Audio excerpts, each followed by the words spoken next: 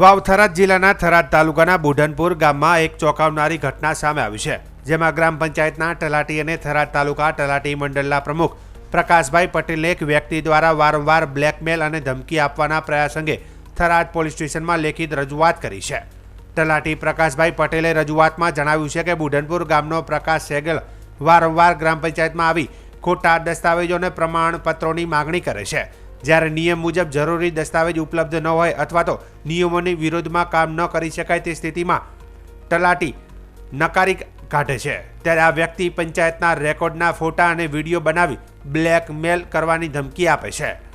તલાટીએ આક્ષેપ કર્યો છે કે હું મારી ફરજ બજાવું છું ત્યારે તે વ્યક્તિ રેકોર્ડ ચેક કરવાની આડમાં દસ્તાવેજોના ફોટા પાડે છે અને બાદમાં સોશિયલ મીડિયા પર વિડીયો વાયરલ કરવાની ધમકી આપે છે. આ રીતે તે મને ખોટી રીતે ફસાવવાનો પ્રયાસ કરે છે. તેમણે વધુમાં જણાવ્યું કે આ વ્યક્તિ અગાઉ પણ ગામના સરપંચનો વિડીયો બનાવી પૈસા પડાવવાના બનાવમાં સંડોવાયેલો હતો. સાથે સાથે તે તાલુકાની અન્ય સરકારી કચેરીઓમાં જઈ કર્મચારીઓ પર દબાણ બનાવી પોતાના હિતમાં કામ કરાવવાનો પ્રયાસ પણ કરે છે. આ મામલે તલાટી પ્રકાશભાઈ પટેલે માત્ર પોલીસને જ નહીં પરંતુ થરાદ તાલુકા તલાટી મંડળ અને તાલુકા વિકાસ અધિકારીને પણ વિગતવાર માહિતી આપી હતી. થરાદ તાલુકા તલાટી મંડળે આ મામલે ગંભીર નોંધ લેતા એક સંયુક્ત રજૂઆત તાલુકા વિકાસ અધિકારીને કરી છે. મંડળ દ્વારા જણાવાયું કે આવા લોકો સરકારી કર્મચારીઓને બ્લેકમેલ કરીને માનસિક ત્રાસ આપે છે અને પ્રશાસનિક કાર્યમાં અવરોધ ઊભો કરે છે. આવી હરકતોને રોકવા માટે કડક કાનૂની કાર્યવાહી અનિવાર્ય છે.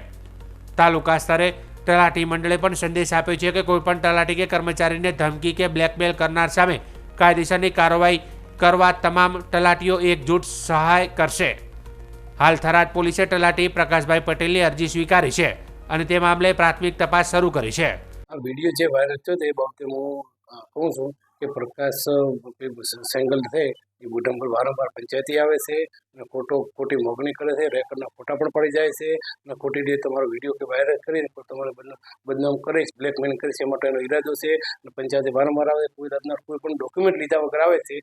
એ ખાલી એમ કહે છે કે કોઈ જાતનો કોઈ હોય નહીં અને જન્મનો દાખલા બાબતે જે દાખલો વીસી આપેલો છે મને કોઈ જાતની જાણ નથી, મેં કોઈ જાતની સહી પણ કરેલી નથી.